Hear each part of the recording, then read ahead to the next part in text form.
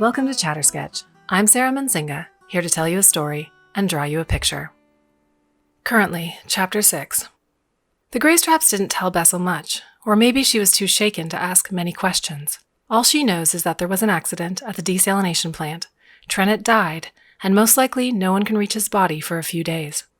At least a fellow Saltpool villager, Nerene, was also working at the plant, and he's able to give us more details. Apparently, an uppy worker fell into a saltwater reservoir, one of the big tanks that store tidewater before processing. The man couldn't swim, for not too many uppies can, and so the workers tried to throw him a rope. Trenet offered to jump in, but was told not to. The plant workers said that if the pumps turned on, the man would be sucked down to the bottom of the tank. Someone ran to make sure the pumps were off. They were on clockwork controls, but Trenet didn't wait. Perhaps the man was going under. Perhaps Trenet figured he was a strong swimmer who could fight any current. But whatever the reason, he jumped in. Well, at first everything was fine, Newis tells us, looking miserable. He swam over to that man and grabbed him, and was pulling him to the ladder. But then there was this awful rumbling that shook the whole building. The pumps had turned on. And then just like that, Trenet and the uppy man. They were gone. We're told Trenet's body is stuck somewhere in the filtration system and can't be reached until the entire plant is drained. Even more upsetting, we hear uppy workers at the plant are angry about missing several days' pay. They blame us deplanters for shutting down the plant. Never mind that it was an uppy who first fell into the tank.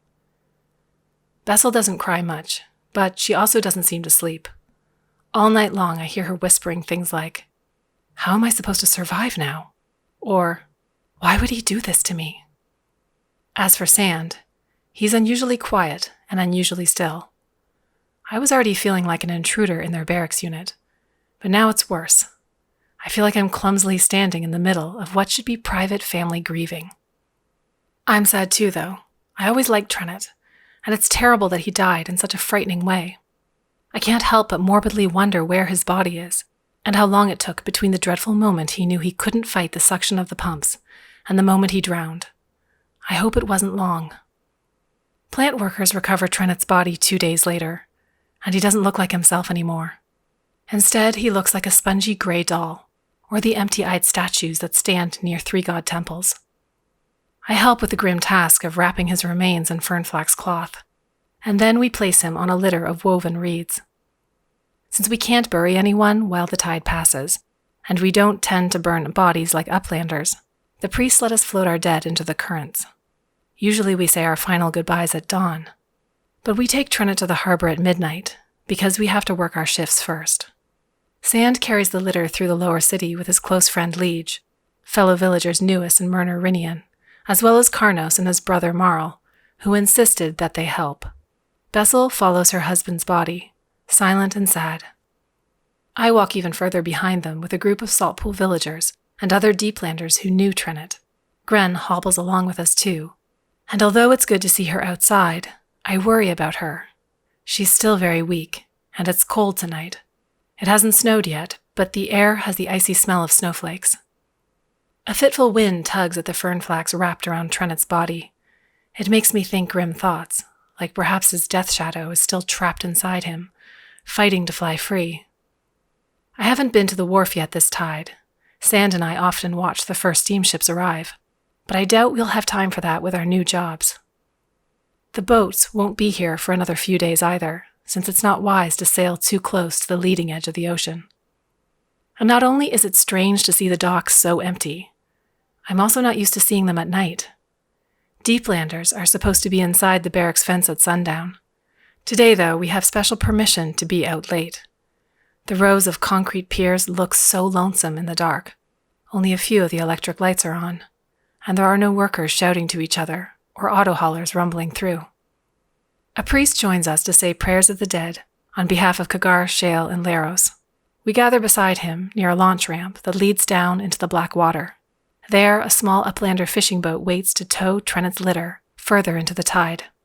The currents wouldn't carry him off otherwise.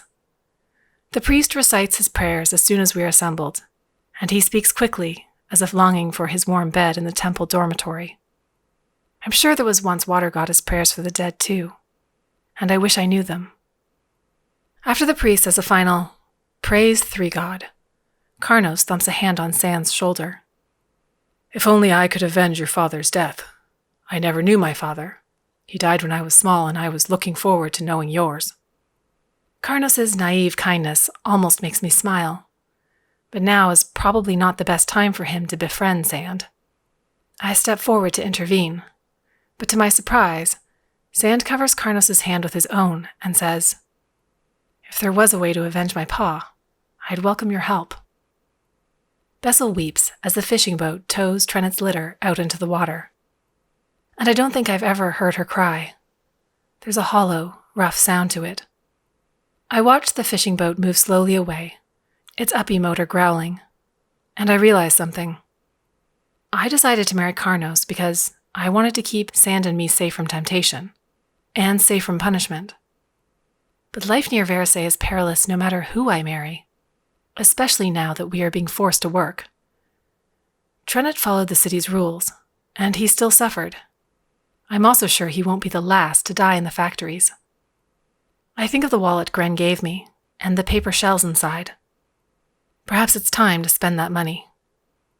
When we return to Barracks Building 10, I wait for Bessel to use the scrub pits on the first floor. And as soon as she's gone, I climb into Sand's bunk and kiss him all over his face and neck. Nerene. He blinks. What are you? I have the money we need to buy passbooks, I say between kisses. Gren gave it to me for my wedding. But I won't let my children work in these awful factories. And I won't watch you die in one. Let's go to that faraway city of yours. I touch his dark brown curls. Elva, wasn't it? Elva, it's called Elva. Sand wipes his eyes, still red from crying. And yes, let's go. I'll get us passbooks. Now he kisses me all over my face and neck, pressing me back onto the rope netting of the cot, folding me up against him. And oh, I've missed him. And this. But we can't let it go on. Bessel will be back soon. So I reluctantly untangle myself, climb down from Sand's cot, and find Gren's wallet under my blankets.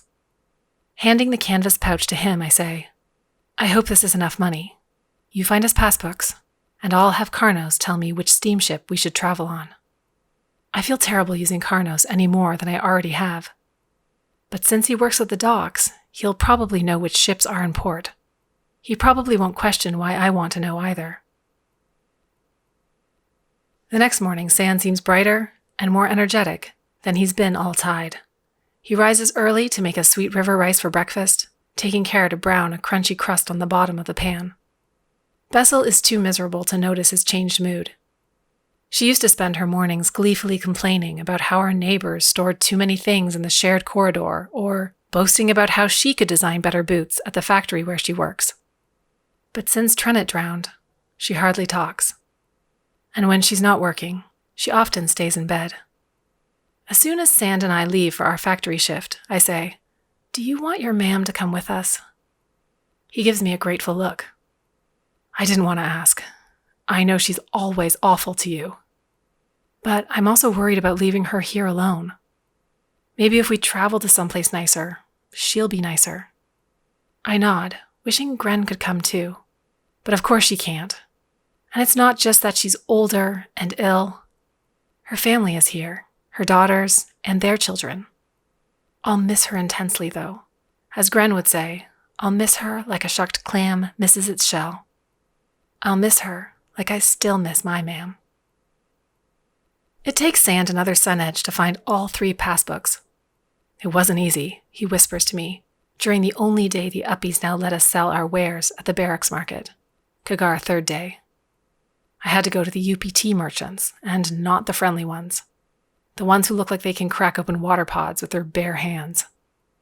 I'm glad you got the passbooks, though, I say under my breath, while also smiling at the 2 uppy women rummaging through my baskets of dried herbs.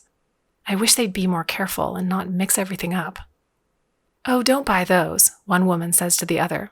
You can get them shipped in from Southralon, and they're much cheaper. Mine are fresher, I say loudly.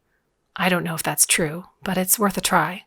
The more steamships roaming the tide, the less we deeplanders sell. Thankfully, a few regular Varasay customers stop by too. Most of them run cookeries or prepare food for wealthier Uppies, and many of them ask about Gren and are concerned when they hear she's ill. One woman, Parsida, even promises to bring by a healing tea that she says can get rid of a cough. "You'll have to pay for it, though," she tells me. "I can't just give things to Deeplanders for free." Later that night, while Bessel sleeps, Sand shows me the passbooks he bought. I tried to find ones that match our ages, he whispers as we examine his purchases beneath the dim electric lights in the quiet corridor outside Unit 34C. I expected the passbooks to be sturdy and large, like the Varasay record books, but they're remarkably small, only about the size of my hand. They're also covered with soft amphib leather and embossed with various golden symbols that must represent different mountain cities. The first page of my passbook has information written on it that I can't read, and the rest of the pages are mostly blank. I do notice a few ink stamps, though, a sea pony, a mountain dog, and a star urchin. "Some cities stamp your book," Sand explains, although then he adds an uncertain, "I think." I hold the book meant for me. Apparently I'll have to pretend I'm someone named Vareska Mind, and Vareska is 20 tides old, not 18. "Are you sure that's what this says?"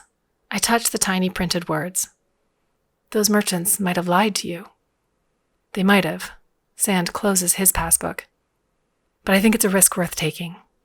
He runs a finger across my cheek. "There's a girl in Eliva named Vareska, and I'd like to marry her." "If she'll have you," I laugh.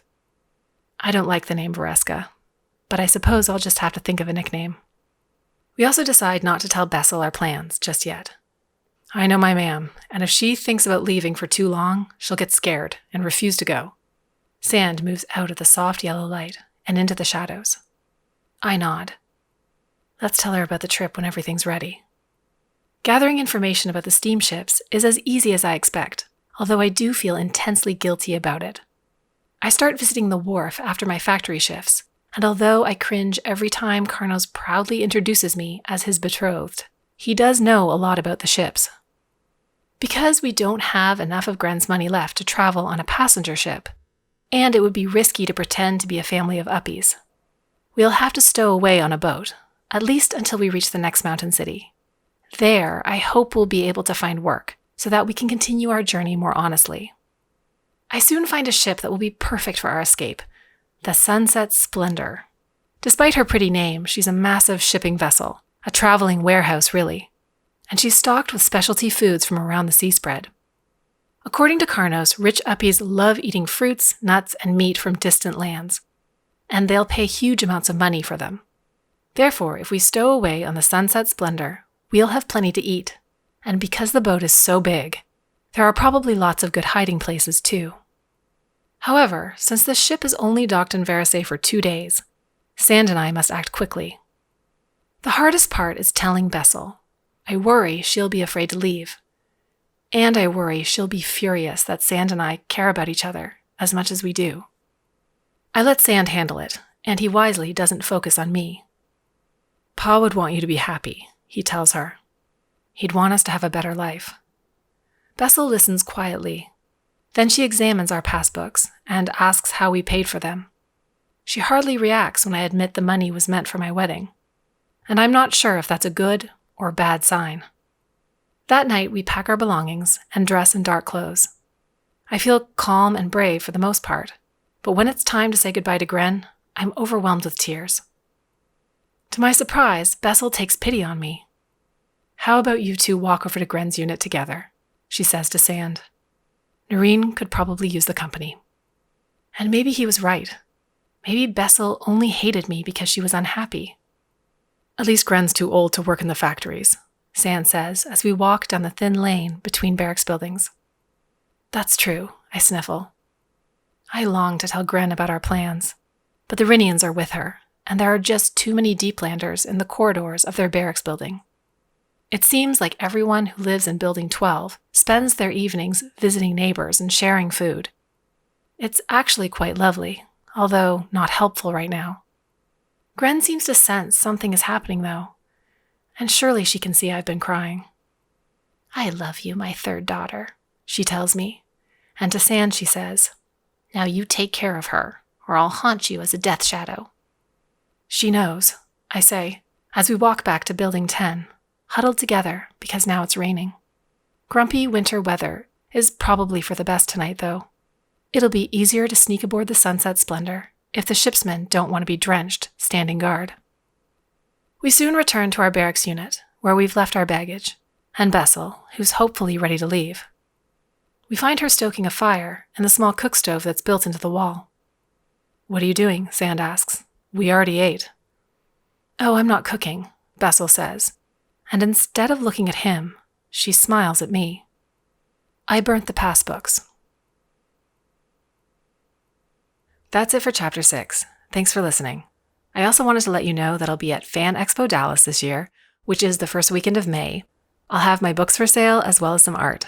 My tablemate is author Alexis Lanchin, who will be selling her short story collection Sapiens.